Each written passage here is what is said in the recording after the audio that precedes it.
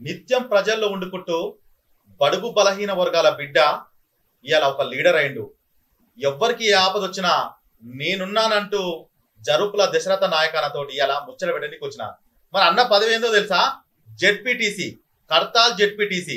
మరి అన్న వాళ్ళ ఇంట్లో ఉన్నాం. రానున్న రోజులల్లా ఇప్పటి వరకు జెడ్పీటీసీకి అన్న ఏమేమి పనులు చేసిండు, రానున్న రోజులలో ఏం చేస్తుండు, ఒక పార్టీ కాకుండా సొంతంగా దశరథ నాయకన్న అంటే ఎవరైనా సరే నేనున్నానని చెప్పి నిత్యం ప్రజలల్లా సొంత నిధులతోటి ఎప్పుడు ఎవరికి ఏ సాయం కావాలన్నా అన్న ట్రస్ట్ గిట పెట్టిండు. అన్నని ఎట్లా వచ్చిండు రాజకీయాలకి, ఏ విధంగా వచ్చిండు అడిగి తెలుసుకుందాం. ఇక నమస్తే అన్న. నమస్తే అన్న. బాగున్నారన్నా? బాగున్నా. మీరు ఎలా ఉన్నారు? బాగున్నామన్నా. అన్న, మీరు మీ తల్లిదండ్రులు ఎవరు, ఎక్కడ పుట్టిర్రు, అంటే మీరు ఎంతవరకు చదువుకున్నారు, రాజకీయాలకు ఎప్పుడు వచ్చిరన్నా? మేము రాజకీయంలోకి 1999లో రావడం జరిగింది. మా తండ్రి పేరు గణ్యానాయకు, మా అమ్మ పేరు భీమ్లీబాయి. పక్కనే పోచమ్మగడ్డ తండ అని చెప్పి హనుమాస్పల్లి దగ్గర ఉంటుంది. రాజకీయంలోకి ఏ విధంగా రావడం జరిగిందంటే, ఒక పేదరికానికి అనుభవించాము కాబట్టి అప్పట్లో మా తల్లిదండ్రులు కూడా ఒక నాయకుని మీద ఆశపడి ఎన్నో పనులు కోల్పోయారు. కాబట్టి మాకు ఇది చేస్తారు, అది చేస్తారు, ఒక నాయకుని ఎంట ఉంటే మాకు ఆదుకుంటారు అని వాళ్ళు ఎన్నో సార్లు కూడా నాయకులు ఎంట అప్పుడు తిరిగారు. వాళ్ళకు అనుకున్నటువంటి పనులు కాలేదు కాబట్టి మనమే ఎందుకు నాయకులం కావద్దని చెప్పి ఆ రోజు నుంచి మనం ఒక ప్రజల్లోకి వెళ్ళడం జరిగింది. అక్కడి నుంచి ఫస్ట్ వార్డ్ మెంబర్ గా పోటీ చేసి మా ఉమ్మడి మైసగండి గ్రామ పంచాయతీలో ఆ రోజుల్లో మాకు ఏకగ్రీయంగా ఎన్నుకోవడం జరిగింది. మమ్మల్ని అంటే ఏ పార్టీ నుంచి చేసినా? మేము అప్పుడు బీజేపీలో ఉంటుంది. ఆ ఏకగ్రీయంగానే మాకు ఎన్నుకోవడం జరిగింది. ఈ అక్కడి నుంచి 5 సంవత్సరాలు వార్డు సభ్యునిగా పూర్తి చేసుకున్నటువంటి సందర్భంలో స్థానిక సంస్థల ఎన్నికలు వచ్చినాయి. దాంతో పాటు single window primary agriculture cooperative society ఎన్నికలు రావడం జరిగింది. అక్కడ మళ్ళీ ప్రైమరీ అగ్రికల్చర్ కోఆపరేటివ్ సొసైటీ ఎన్నికల్లో ఒక సభ్యునిగా పోటీ చేయడం జరిగింది. జనరల్ సీట్ లో పోటీ చేయడం జరిగింది. భారీ మెజారిటీతో విజయం సాధించడం జరిగింది. తదుపరి జరిగిన తర్వాత, మనం గెలిచిన తర్వాత తదుపరి మేము సింగిల్ విండో చైర్మన్ కావాలని అనుకున్నాము. సాధ్యం కాలేకపోయింది. 15 నుంచి 16 నెలల్లో అక్కడ ఉన్నటువంటి సింగిల్ విండో చైర్మన్ రిజైన్ చేయడం వల్ల ఆ చైర్మన్ పదవికి మళ్ళీ మనం కైవాసం చేసుకోవడం జరిగింది. కైవాసం చేసుకోవడంలో కూడా ఏకగ్రీయంగానే కావడం జరిగింది. ఉమ్మడి అమ్మనగల్ మండలానికి చాలా పెద్ద మండలము. అప్పటికి 18 గ్రామ పంచాయతీ ఉన్నటువంటి అమ్మనగల్ మండలం ఈ కల్వకుర్తి కాన్సెన్స్ లో అతి పెద్ద మండలం కూడా. అలాంటి మండలంలో ఏకగ్రీయంగా మళ్ళీ సింగిల్ విండో చైర్మన్ గా కావడం జరిగింది.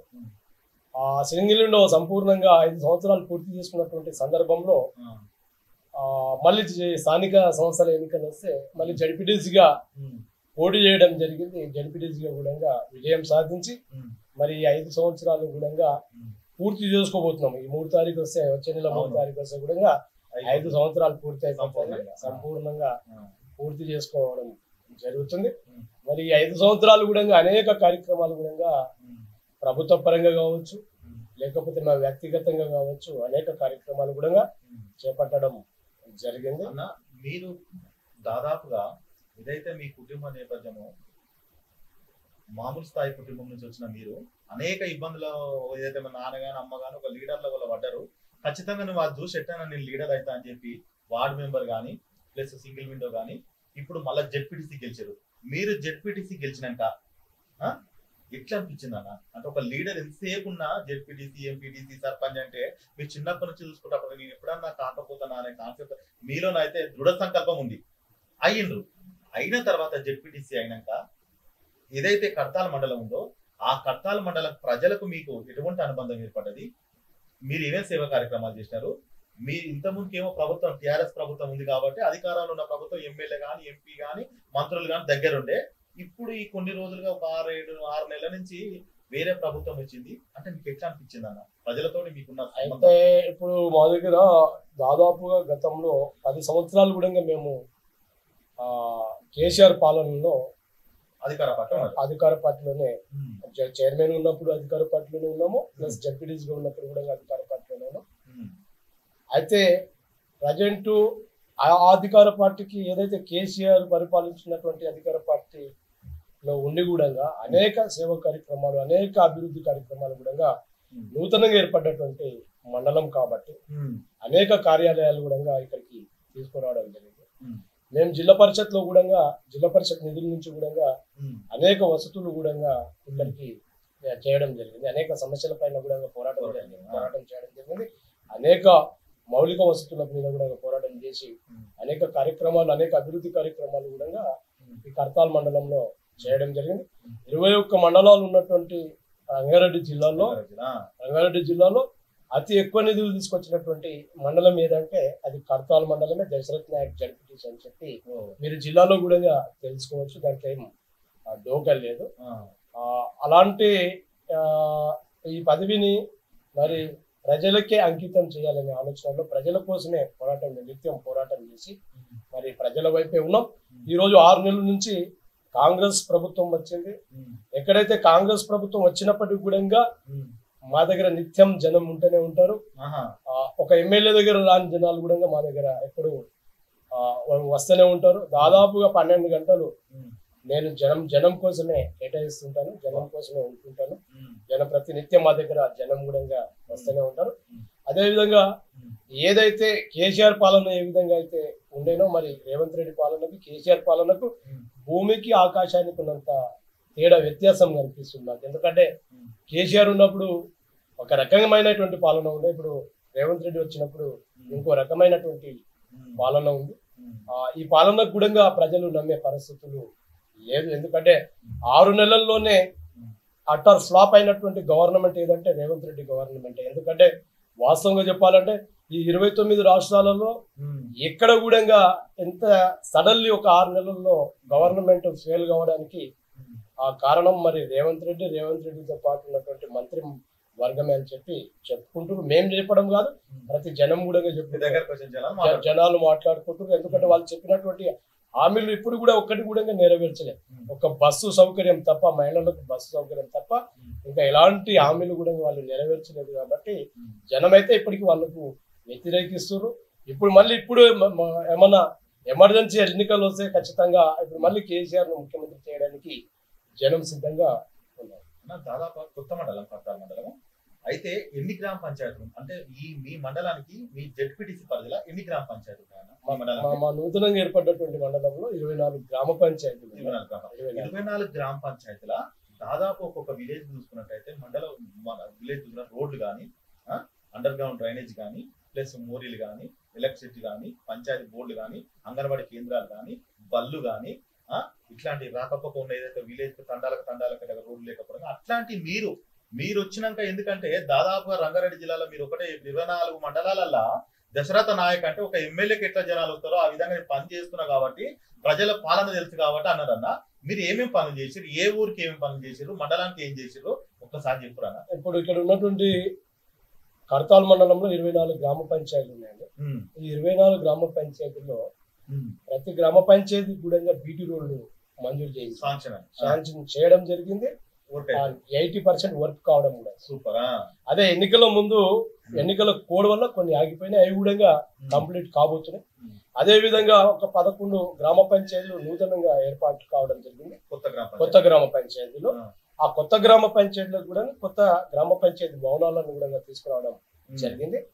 అదే విధంగా ఏదైతే మన అంతర్గత మురుగు కాలువలు ఉన్నాయో అవి కూడా ప్రతి గ్రామాల్లో ప్రతి తాండాలలో కూడా పూర్తి చేయడం జరిగింది. ప్రతి తాండా కావచ్చు, గ్రామం కావచ్చు, పల్లెలు కావచ్చు, ప్రతి పల్లెలలో గ్రామాలలో కూడా అండర్ గ్రౌండ్ డ్రైనేజ్ తో పాటు సీసీ రోడ్లను కూడా 99% పూర్తి చేయడం జరిగింది.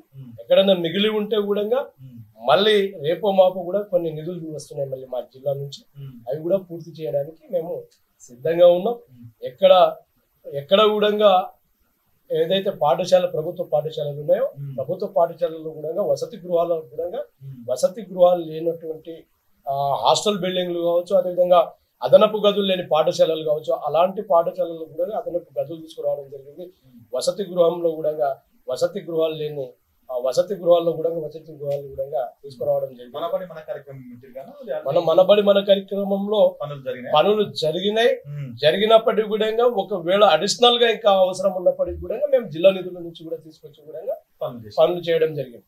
అదే విధంగా ఏదైతే నూతనంగా ఏర్పడినటువంటి మండలం ఉందో ఈ మండలంలో ఒకటి పోలీస్ భవనం కూడా పోలీస్ స్టేషన్ కూడా పెద్ద భవనం కూడా నిర్మించడం జరిగింది. ఎమ్మెల్యే గారితో మాట్లాడి అదేవిధంగా మంత్రి సబితా ఇంద్రారెడ్డితో మాట్లాడి ఇన్ఛార్జ్ మంత్రి మాకు సబితా ఇంద్రారెడ్డి కాబట్టి వాళ్ళతో మాట్లాడి కూడా పోలీస్ భవనాన్ని కూడా ఏర్పాటు చేసుకోవడం జరిగింది. అదేవిధంగా మా కస్తూర్బా పాఠశాల అని చెప్పి 3.5 కోట్లతో అది కూడా సంపూర్ణంగా పూర్తి చేసుకోవడం జరిగింది. అదేవిధంగా ఎంపీడీఓ కార్యాలయం కూడా తీసుకురావడం జరిగింది. ఎంఆర్ఓ కార్యాలయం కూడా తీసుకురావడం జరిగింది. అదేవిధంగా గత 50 సంవత్సరాల నుంచి పాలశీతీకరణ కేంద్రం ఉంది. కల్వకుర్తి కాన్స్టిట్యూన్సీలోని అతి పెద్ద పాలశీతీకరణ కేంద్రం. ఆ పాలశీతీకరణ కేంద్రంలో కూడా ఈ రోజు షాపింగ్ కాంప్లెక్స్ కూడా నిర్మించడం జరిగింది. పాలకేంద్రంలో షాపింగ్ కాంప్లెక్స్ అంటే మెయిన్ రోడ్ కు హైవేకి ఉంటుంది కాబట్టి ముందు భాగంలో షాపింగ్ కాంప్లెక్స్ కూడా అక్కడ ఏర్పాటు చేయడం జరిగింది. అన్ని విధాలుగా కర్తాల్ మండలానికి అభివృద్ధి పథం వైపు నడిపించడం. మళ్ళీ ప్రజలు ఒకవేళ అవకాశం ఇస్తే నడిపించడానికి సిద్ధంగా ఉంటారు. చెప్పండి. దశరథ నాయక్ అన్న అధికార పార్టీలో పోతారని చెప్పి కాంగ్రెస్ పార్టీలో పోతారని చెప్పి వాళ్ళు మీ మండలంలో అనుకుంటుంది, నిజమేనా కాదా అన్న? కాంగ్రెస్ పార్టీలో మేమెందుకు పోతామండి? కాంగ్రెస్ పార్టీ అది రాంగ్ గైడ్ లైన్స్ అండి. మరి మీకు ఎవరన్నా రాంగ్ మెసేజ్ చేయవచ్చు. మేము కాంగ్రెస్ పార్టీలో పోయే ప్రసక్తే లేదు. ఎందుకు మేము కాంగ్రెస్ పార్టీలో ఎందుకు పోతామండి? అంత అవసరం మాకేమొచ్చింది? ఇప్పుడు మాకు ప్రజా ఆదరణ ఉంది. ఇప్పుడు మాకు ట్రస్ట్ బ్రహ్మాండంగా నడుస్తుంది. మా ట్రస్ట్ పేరు జరుపుల రాధాకృష్ణ మెమోరియల్ చారిటబుల్ ట్రస్ట్ అండి. రాధాకృష్ణ అంటే మా బాబు అండి, పెద్ద బాబు. మా పెద్ద బాబు లేడు కాబట్టి మా పెద్ద బాబు పేరు మీద ఆ ట్రస్ట్ ను ఏర్పాటు చేసుకోవడం. బాబు కొన్ని అనివార్య కారణాల వల్ల మరణించడం జరిగింది. జ్ఞాపకార్థంగా ఆయన పేరు మీద ఈ ట్రస్ట్ ఏర్పాటు చేయడం జరిగింది. 3 years నుంచి 3 సంవత్సరాల నుంచి ట్రస్ట్ నడిపిస్తున్నాం. ట్రస్ట్ ద్వారా అనేక కార్యక్రమాలు ఈ మండలంలో అనేక కార్యక్రమాలు. ఆఫీస్ అంటే కింద సెల్లార్ ఉంటదంటే కింద మొత్తం సెల్లార్ లా ట్రస్ట్ ట్రస్ట్ నుంచి 2020లో ట్రస్ట్ ఏర్పాటు చేయడం జరిగింది. 2019లో కోవిడ్ మనకు రావడం, ప్రపంచవ్యాప్తంగా కోవిడ్ రావడం జరిగింది కాబట్టి ఫస్ట్ మా ట్రస్ట్ ద్వారా ఏదైతే ప్రభుత్వం అప్పుడు కోవిడ్ లో లాక్డౌన్ విధించిందో 2020లో, అప్పుడు ఇక్కడ ఉన్నటువంటి కర్తాల మండలంలో ఉన్నటువంటి డ్రైవర్ సోదరు అంటే ఆటో డ్రైవర్స్ కావచ్చు, లారీ డ్రైవర్స్ కావచ్చు, ట్రాక్టర్ డ్రైవర్స్ కావచ్చు, ఓలా ఊబర్ డ్రైవర్స్ అనేక మంది. అంటే ఇది హైదరాబాద్ కు కొద్దిగా అతి సమీపంలో ఉంటుంది కాబట్టి డ్రైవర్ సోదరులు ఎక్కువ ఉంటారు కాబట్టి ఈ డ్రైవర్ సోదరులు ఎక్కడెక్కడ స్తంభింపజేసారు కాబట్టి, ఎక్కడెక్కడ లాక్డౌన్ చేసారు కాబట్టి, ఎక్కడ వాహనాలు కూడా నడపకుండా చేసారు కాబట్టి చాలా మంది డ్రైవర్లు కిందికి వచ్చి మాకు అన్నా మరి మా పరిస్థితులు ఎట్లా, మేము బతకనికి మాకు కనీసము నిత్యావసర సరుకులు కూడా లేని పరిస్థితులు ఉన్నామన్న 10-15 రోజుల నుంచి మాకు అసలుకి ఏ వెహికల్ కూడా రోడ్డు మీద నడవని పరిస్థితి. మరి మేము నిత్యము ఆటోనో లేకపోతే రిక్షానో లేకపోతే ట్రాక్టరో నడుపుకొని దాని మీద నిత్యం జీవించే వాళ్ళము. మరి మేము ఏ విధంగా ఉండాలని చెప్పినప్పుడు దాదాపుగా ఒక 30-35 లక్షల రూపాయలు ఖర్చు పెట్టి ప్రతి ఆటో డ్రైవర్ సోదరులకు కావచ్చు, లారీ డ్రైవర్ సోదరులకు కావచ్చు, ఎనీ డ్రైవర్స్ సోదరులకు మొత్తం ఐడెంటిఫై చేసి 4250 మందికి ప్రతి కుటుంబానికి 10 కిలోల సన్న బియ్యము, కిలో కందిపప్పు, ఒక డేటాల్ సోపు, దాంతో పాటు శానిటైజర్, మాస్కులు, నిత్యావసర సరుకులు, వాళ్ళకు కావాల్సినటువంటి నిత్యావసర సరుకులు ప్రతి ఇంటికి పోయి కూడా మా ట్రస్ట్ ఇవ్వడం జరిగింది 2020లో. అదే విధంగా సెకండ్ విడత కోవిడ్ చాలా భారీ ఎత్తున పెద్ద ఎత్తున రెండో విడత చాలా భారీ ఎత్తున పెద్ద ఎత్తున రావడం జరిగింది. అప్పటికి ప్రపంచం మొత్తం అతలపుతలం అవుతున్నటువంటి సందర్భంలో మా మండలంలో కూడా విపరీతంగా కోవిడ్ బాధితులు పెరిగారు. కోవిడ్ గ్రాస్ కూడా ఎక్కువైంది కాబట్టి డైరెక్ట్ కోవిడ్ పేషెంట్ దగ్గరనే ఇప్పుడు ఒక కోవిడ్ పేషెంట్ ను ఎవరన్నా మా ఇంట్లో కోవిడ్ పేషెంట్ అయిందనుకో సపరేట్ ఆయనకు ఒక రూమ్ ఇచ్చి ఆ రూమ్ లో ఉంచేవాళ్ళు, వాళ్ళు సపరేట్ పక్క రూమ్ లో వాళ్ళు ఉండేవాళ్ళు. అంత జరిగింది. అంటే భార్యకు ఒకవేళ కోవిడ్ వచ్చిందనుకో భర్త ఒక రూమ్ లో, భార్య ఇంకో రూమ్ లో జరిగినటువంటి సందర్భాలు ఉన్నాయి.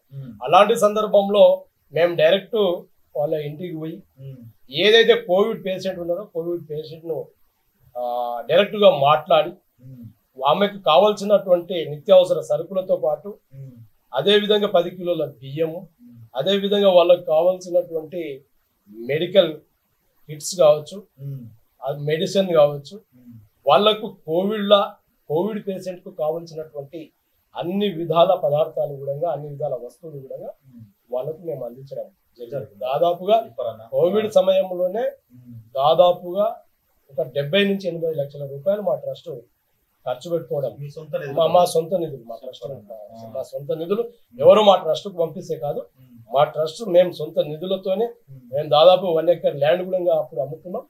అమ్మి ప్రజలకు మేము మా మండల ప్రజలను మేము కాపాడుకోవడం జరిగింది. అదే విధంగా ఏదైతే ప్రతి పేదవాడు ఈ మండలంలో ఎక్కడైనా ఎవరైనా చనిపోతే 5,000 రూపాయలు ఇంటికి పోయి మేము మా ట్రస్ట్ ద్వారా ఇప్పటి వరకు 5,000 రూపాయలు వాళ్ళ ఇంటికి పోయి వాళ్ళకి పరామర్శించి వాళ్ళకు మనోధైర్యం ఇచ్చి మేము వాళ్ళకి 5,000 రూపాయలు ఇస్తుంటాం. దాదాపుగా మా మండలంలో అంటే మేము చనిపోవాలని కోరము, అందరం బాగుండాలని కోరుతాం.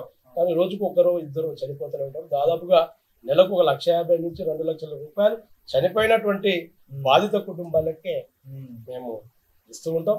అదే కాకుండా దాదాపుగా 3 సంవత్సరాల నుంచి నిత్యం అన్నదాన కార్యక్రమం మా బాబు పేరు మీద పెట్టాము. నిత్యం రోజు అండి, ఈ రోజు కాదు, 365 రోజులకు 365 రోజులు కూడా పెడతామండి. నిత్యము 100 నుంచి 150 మంది ఒక 1 గంట నుంచి 3 గంటల వరకు మా దగ్గర నిత్యం కింద సెల్లారు ఉంటది, ఇక్కడ కింద సెల్లారు. మీరు కూడా ఇంకొక గంట ఉంటే మీరు కూడా ఇక్కడ లంచ్ చేసి పోవచ్చు. 3 సంవత్సరాల నుంచి కూడా సంపూర్ణంగా మేము సన్న బియ్యంతో పప్పు, సాంబార్, పెరుగుతోని మేము భోజనాలు కూడా 3 సంవత్సరాల నుంచి మా ట్రస్ట్ ద్వారా మా మండల పేద ప్రజలకు అందించడం జరుగుతుంది. వివిధ పనుల మీద ఆకలితో వచ్చేటువంటి ప్రజలను వాళ్ళ ఆకలి తీర్చాలనే ఆలోచనలో నిత్యము మేము అన్నదాన కార్యక్రమాన్ని కూడా ఏర్పాటు చేయడం జరిగింది. ఎవరైనా పేదింటి ఆడబిడ్డ పెళ్లి చేసుకుంటే కూడా వాళ్ళకు కనీసము వాళ్ళకు ఒక 20-30 వేలు ఆ విధంగా కూడా మేము దాదాపుగా 100 కుటుంబాలకు కూడా 21,000 రూపాయలు ఒక పాఠశాలని కూడా పంపించడం. మా ప్రభుత్వం ఇచ్చే విధంగా కూడా మేము కూడా ఇవ్వడం లేదు. ఈ మండలానికి ట్రస్ట్ ద్వారా మా ట్రస్ట్ ద్వారా ఇవ్వడం జరుగుతుంది. ఎందుకు జరుగుతుందంటే మేము ఆ పేదరికాన్ని అనుభవించాం కాబట్టి, ఆ పేద కుటుంబం నుంచి వచ్చాం కాబట్టి మాకు కూడా ఒక 5 మంది అక్కలు నాకు. మా అక్కలకు కూడా పెళ్లిళ్ళలో ఆ రోజు పెళ్లిళ్ళు చేసేటప్పుడు కనీసం 5,000 రూపాయలతోని మేము పెళ్లి చేయలేకపోయినాం కాబట్టి ఆ బాధ మేము అనుభవించాము. కాబట్టి ఎక్కడైనా పేదవాళ్ళు పెళ్లిళ్ళు చేస్తుంటే మాకు ఇన్ఫర్మేషన్ ఇస్తే ఇవ్వకున్నా కూడా మేము పోయి వాళ్ళకు ఒక 21,000 రూపాయలు ఒక పట్టు శారీ కూడా మేము అందించడం జరుగుతుంది. అదేవిధంగా ఏదైతే ఒక ముద్విన్ గ్రామం, చాలా పెద్ద గ్రామం, కడతాల తర్వాత ముద్విన్ గ్రామమే ఈ మండలంలో.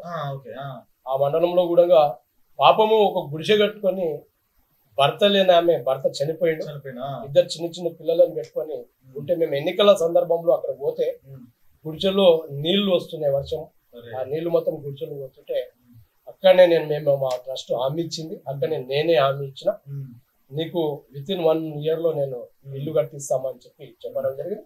ఆమెకు కూడా 10 లక్షల రూపాయలు ఖర్చు పెట్టి ఒక బెడ్రూమ్, హాలు, కిచెన్ కట్టి 10 లక్షల రూపాయలతో కూడా మా ట్రస్ట్ ద్వారా అక్కడ ఇల్లు కట్టడం కూడా జరిగింది. ఇంకా చాలా మందికి ఐడెంటిఫై చేస్తున్నాం. అలాంటి వాళ్ళు మండలంలో ఎవరైనా ఉంటే కూడా ఇంకా మేము వాళ్ళకు కూడా ఇల్లు నిర్మించి ఇవ్వాలనే ఆలోచనలో ఉన్నాం. అంటే ఇప్పుడు ఏదైతే కర్తాల్ మండలంలో, ఈ కర్తాల్ మండలంలో రిజర్వేషన్ తోటి ఎస్టీ రిజర్వేషన్ అంటే రానున్న రోజులలో ఇప్పుడు ఏదైతే ఇంకా ఒక జస్ట్ ఒక 4 నెలలు అక్టోబర్ లేదా నవంబర్ లా స్థానిక ఎన్నికలు జరుగుతున్నాయి. అంటే జనరల్ రావచ్చు, ఇంకే లేకపోతే మళ్ళీ రిజర్వేషన్లు రావచ్చు. ఎందుకంటే ఇప్పుడు బీసీ కులగలను అని చెప్పి మార్చే ప్రయత్నం ఉంది. లేకపోతే ఇంతకుముందుకేమో మీ కేసీఆర్ ముఖ్యమంత్రి గారు ఉన్నప్పుడు మాజీ ముఖ్యమంత్రి గారు ఏమన్నారంటే ఏదైతే కంటిన్యూ ఉందో దాన్ని కంటిన్యూ చేస్తా అని చెప్పారు. ఇప్పుడు మారుస్తా అని చెప్పారు. అంటే మీ జనరల్ వచ్చినా పోటీ చేస్తారు, లేకపోతే మళ్ళీ రిజర్వేషన్ వచ్చినా మీరు ఖచ్చితంగా బరిలో ఉంటారా? ఇప్పుడు మాకు రిజర్వేషన్ మీదనే పోటీ చేయాలని కాదు, మాకు అంటే ఒక ఐడెంటిఫై ఏర్పడ్డది దశరథ నాయక్ అంటారు. లేదు, మాకు రిజర్వేషన్ మీదనే పోటీ చేయాలనేది కాదు. ఎందుకంటే మేము రిజర్వేషన్ ఎప్పటికీ నమ్ముకోం. ఎందుకంటే మేము నిత్యం ప్రజల్లో మధ్యలో ఉంటాం కాబట్టి. గతంలో కూడా నేను సింగిల్ విండో చైర్మన్ అయినప్పుడు రిజర్వేషన్ కాదన్నారు, అది జనరల్లోనే నేను డైరెక్టర్ హేమాహేమిల మీద గెలవడం జరిగింది. హేమాహేమిలు డైరెక్టర్లు ఉన్నప్పటికీ కూడా నేను జనరల్ సీట్ లోనే సింగిల్ విండో చైర్మన్ కూడా ఏకాగ్రీయంగా కైవాసం చేసుకోవడం. సింగిల్ విండో చైర్మన్ కూడా నేను ఏకాగ్రీయంగా కైవాసం చేసుకోవడం. అప్పుడు మా డైరెక్టర్లు ఎవరెవరు ఉన్నారంటే, అప్పుడు కాంగ్రెస్ అధికారంలో ఉన్నప్పుడు మా డైరెక్టర్లు మాజీ ఎంపీపీలు, మాజీ సింగిల్ విండో చైర్మన్లు, మాజీ సర్పంచ్లు, మాజీ జడ్పీటీసీలు చేసినటువంటి డైరెక్టర్లు ఉన్నప్పటికీ కూడా నేను ఆ చిన్న వయసులో నేను ఆ చైర్మన్ ను కైవాసం చేసుకోవడం. ఈ రోజు ఇంత ట్రస్ట్ సేవ కార్యక్రమాలు ఏర్పాటు చేసుకొని ఇంత పేరు ప్రఖ్యాతిగా నిల్చుకొని ఈ రోజు జనరల్ వచ్చిన పోటీ చేస్తాము, రిజర్వేషన్ వచ్చిన పోటీ చేస్తాం, ఏది వచ్చినప్పటికీ కూడా మేము పోటీ చేయడానికి సిద్ధంగా ఉంటున్నాం. అంటే దాదాపుగా నాకు తెలిసి ఏమనుకుంటున్నా అంటే ఇంకా వచ్చేసారి ఖచ్చితంగా నియోజకవర్గాలు ఇస్తారన్న. అంటే మీరు చేసే సేవా కార్యక్రమాలు పేరు వెనుక రెడ్డి అని ఉండేది, పటేల దొర అట్లాంటి వాళ్ళ సేవా కార్యక్రమాలు చేస్తుండ్రు.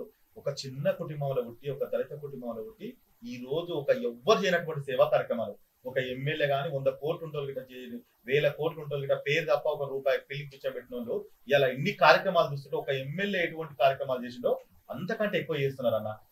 రానున్న రోజులలో మీ భవిష్యత్ కార్యాచరణ అంటే నీకు జెడ్పీటీ సీట్ తక్కువనే, ఎందుకంటే సేవ చేసే కార్యక్రమానికి అంటున్నా నేను. రానున్న రోజుల్లో ఏమైనా అవకాశం ఉంటే ఖచ్చితంగా చేసే ఉంటారన్నా భవిష్యత్తులో ప్రజలు నిర్ణయిస్తారు, పెంచుతారు నియోజకవర్గాలు పెంచిరే అనుకో. కొంతమంది మాకు ఇప్పటి నుంచి మొదలు పెట్టారు, అమన్గల్ ఎస్టీ రిజర్వేషన్ అవుతుంది, ఎస్టీ రిజర్వేషన్ అయితే ఖచ్చితంగా జడ్పీటీసీ ఇప్పుడు ఉన్నటువంటి జడ్పీటీసీ దశరథ నాయక్ గారు ఎమ్మెల్యేగా అవుతారు అనేది ఇప్పటి నుంచి చాలా మంది ప్రచారం చేస్తూ ఉన్నారు. కానీ నేను అనుకుంటున్నా బహుశా అమన్గల్ ఒకవేళ రిజర్వేషన్ అయినా కాకుండా పోటీ ఖచ్చితంగా చేస్తాను, జనరల్ సీట్ లో కూడా పోటీ చేసే సత్తా ఉంది, చేస్తానని కూడా నేను అనుకుంటున్నాను. ఎందుకంటే ఇప్పుడు నేను ఒక వార్డ్ మెంబర్ ఉన్నప్పుడు కనీసం రూపాయి లేని పరిస్థితుల్లో ఆయన ఏది లేకుండా ఏకగ్రీయంగా కావడం. నేను సింగిల్ విండో పోటీ చేసినప్పుడు నా మీద పోటీ చేసినటువంటి వ్యక్తి ఒక రెడ్డి సామాజిక వర్గం నుంచి చేసి చాలా ఉన్నత స్థాయి వ్యక్తి, పలుకుబడినటువంటి వ్యక్తి పోటీ చేసి అలాంటి వ్యక్తి పైన విజయం సాధించడం. అదే విధంగా జనరల్ సీట్ లో సింగిల్ విండో చైర్మన్ కూడా నేను ఎంఐఎంఎల్ ఉన్నప్పటికీ కూడా నేను ఏకగ్రీయంగా చైర్మన్ కావడం జరిగింది, విజయం సాధించడం జరిగింది. నిన్న జడ్పీటీసీగా నేను పోటీ చేసినప్పుడు కూడా ఆల్ పార్టీస్ లీడర్లు కూడా నన్ను ఓడగొట్టని చూసి దశరథ్ నాయక్ మా బీఆర్ఎస్ పార్టీలో ఉన్నటువంటి వాళ్ళు కూడా నాకు ఓడగొట్టని చూసి, అదే విధంగా బీజేపీ కాంగ్రెస్ అంతా ఒకటే కూడా ఓడగొట్టని చూసారు. అయినప్పటికీ కూడా మనం విజయం సాధించాం. అంటే ఈ విజయం సాధించడానికి కారణం ఓన్లీ మా ప్రజలే, మా సేవా కార్యక్రమాలే. కాబట్టి మేము సేవ చేస్తున్నాం, మా ప్రజలు మమ్మల్ని నమ్ముతారు, ప్రజలను మేము నమ్ముతాం. కాబట్టి ఖచ్చితంగా బహుశా రేపు బైఫర్కేషన్ అయినప్పుడు ఒకవేళ జనరల్ వచ్చినా, అదే విధంగా ఎస్టీ వచ్చినా మా ప్రజల యొక్క ఆశీర్వాదంతో ముందుకు పోవడానికైతే ఆలోచిస్తా, ఖచ్చితంగా పోతానని కూడా నేను భావిస్తాను. దశరథ నాయక్ అన్న, మీ జీవితంలో ప్రజా జీవితంలో మీరు ఉన్నారు, మీరు ఈ మండలానికి నేను ఈ పని చేయలేకపోతున్నా ఒక గోల్ ఒకటి ఉంటుంది కన్నా, ఇది చేస్తే అందరికి ఉపయోగపడుతుంది, అట్లాంటిది ఏదైనా పని ఇంకా కలగా ఏదన్నా ఉందా? ఉంది, 2-3 పనులు ఉన్నాయి, పెద్ద పనులు ఉన్నాయి. ఒకటి జూనియర్ కాలేజ్ అనుకున్నా. సూపర్.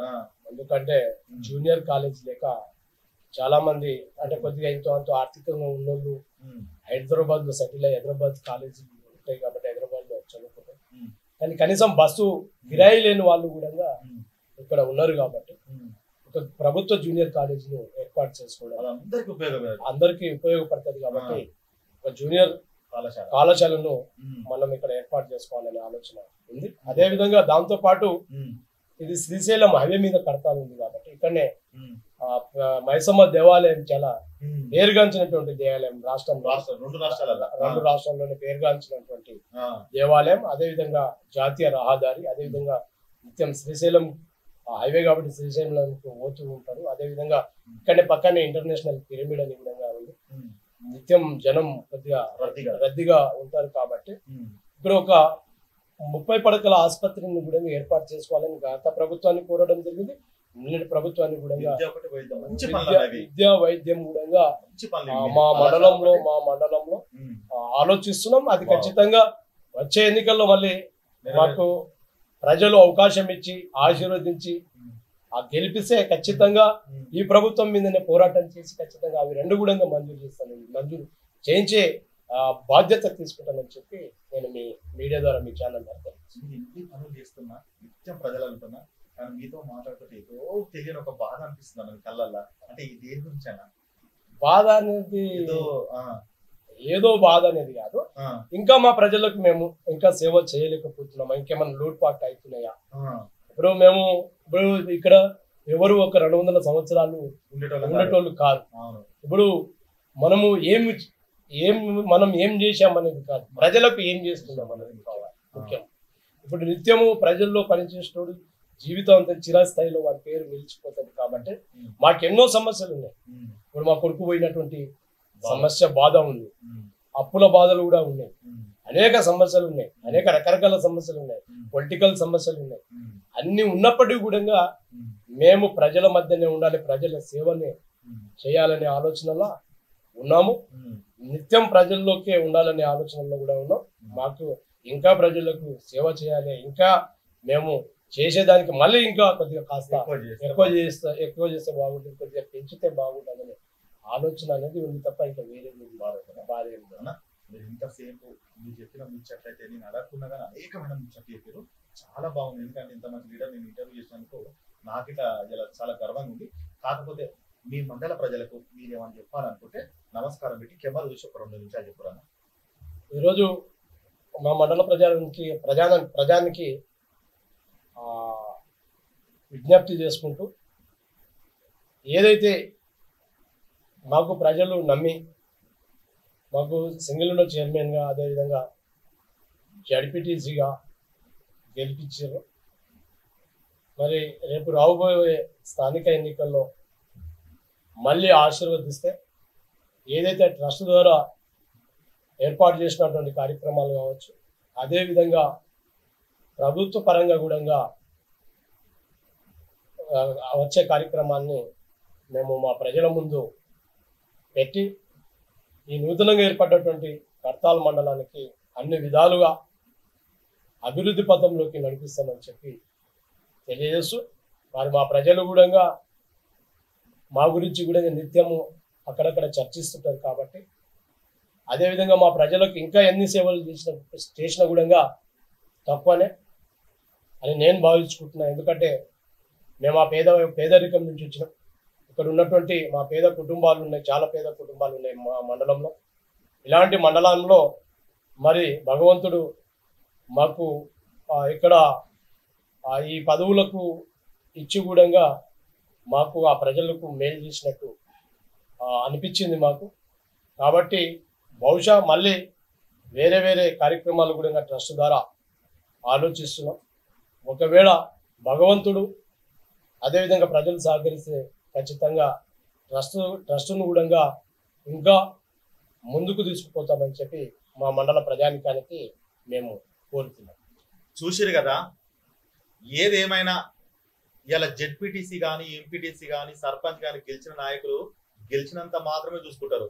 కానీ ఒక ఎమ్మెల్యే ఒక మంత్రి ఏ విధంగా సేవా కార్యక్రమాలు చేస్తుండో అంతకు మించి సేవా కార్యక్రమాలు చేస్తుండో. ఇలా దశరథ నాయక్ అన్న గురించి చెప్పుకున్నట్లయితే ఎటు చూసినా సేవా కార్యక్రమాలు చేస్తూనే ఉన్నాడు, ఇప్పటికీ చేస్తూనే ఉన్నాడు, ఇంకా సేవా కార్యక్రమాలు చేస్తా అంటున్నాడు. మా మండలానికి ఒక జూనియర్ కళాశాల, ఆసుపత్రి, ఈ 2 ఉంటే ప్రజలు ఎప్పుడు చాలా సంతోషంగా ఉంటారు. అని చెప్పి నిత్యం ప్రజలలో ఉంటుడు. నిజంగా చెప్పాలంటే ఒక దళిత బిడ్డ, ఒక నాయకుడు ఈ రోజు ఈ స్థాయికి ఎదిగిందంటే మనం అందరం గర్వపడాలి. ఇలాంటి నాయకుడిని మనం ముందుండి నడిపిస్తే ఇంకా మంచి మంచి కార్యక్రమాలు చేస్తాడు, సేవా కార్యక్రమాలు చేస్తాడు. అన్నం చూసి ఈ మండలంలో ఎవరైతే ఉన్నారో వాళ్ళందరూ యువకులు గిట్లా అరే పలానా దశరథ నాయకునిలా కావాలి, మేము పని చేయాలి, చదువుకోవాలి, ఏదో ఒక విజన్ ఉండాలని చెప్పి అనేటట్టు ఉంటది. చూసిరు కదా, ఏదేమైనా అన్నను మరొకసారి మీ గుండెల్లో పెట్టుకుంటే మీకు ఖచ్చితంగా అన్న మీకు మరొక సేవా కార్యక్రమాలు చేస్తాడు. ఒక మంచి ఇంటర్వ్యూ చేసిన, ఎందుకంటే మన నాయకన్న దగ్గరకు వచ్చినాక నీకు అనేకమైన నేర్చుకున్నా. థ్యాంక్ యూ అన్న, ధన్యవాదాలు. మరొకసారి మళ్ళీ ముచ్చట పెడతానా. చూసిరు కదా, మరో లీడర్ తో రాజన్న ఏకదం ముచ్చట పెడతాడు. ఉంటా మరి.